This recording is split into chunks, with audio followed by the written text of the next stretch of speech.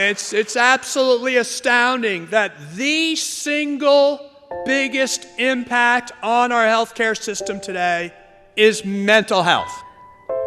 What we see here, of course, is a giant paradox. I doubt there are very many families in America that haven't in some way encountered in their family lives mental illness.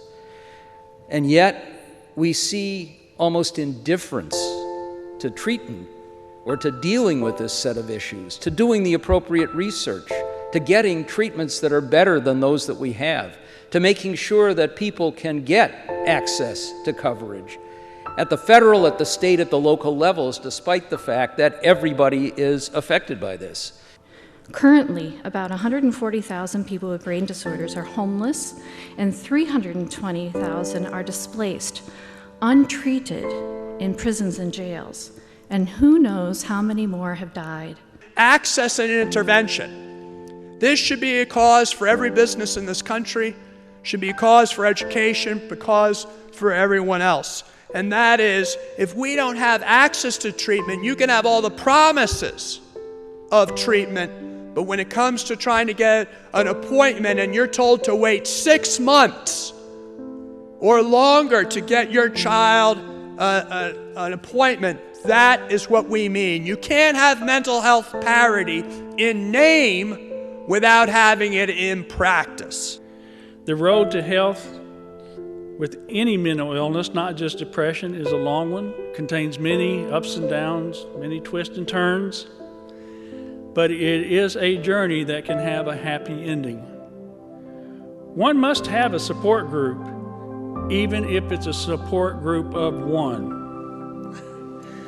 That person can be your rock so that you can lean on them in the hard times. What we also know is that if we have the right voice, we can change the dialogue and change reality. What we have to do is make sure that we go beyond making people simply aware of the problems or to say that they have concern.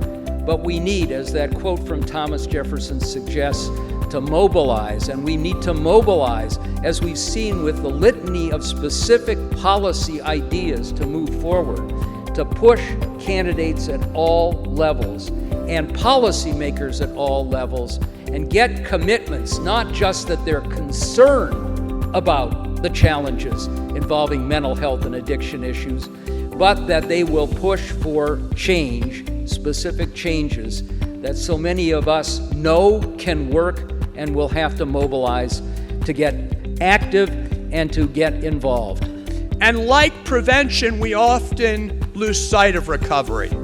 But frankly, how are people going to get treatment if all they do is cycle in and out and in and out and in and out of treatment because they have no recovery to keep them in long-term recovery? And that won't happen unless we build an infrastructure for chronic disease management and supportive housing in some instances, and caregiver support and job skills and everything else that would be provided to anyone else who needs to get back into the mainstream of life. We can save lives, and we can save money at the same time. And we can stop these tragedies if we can end the stigma and then move specifically to action. One must dedicate themselves to never giving up on the idea that there is hope, and that though there may be days and months and even years of struggle, there are also those periods of light and happiness that are worth living for and striving for. And finally, one must never, ever be ashamed or afraid to ask for help. You're going to take tonight's message and the material that we have out in the tables right in the foyer here, and you're going to take it with you to all of your favorite candidates. And maybe your not so favorite candidates, because that's how democracy works. Use our platform as a basis to ask some questions and tell them that if they need more information, they can look up mentalhealthforus.net for more of that information.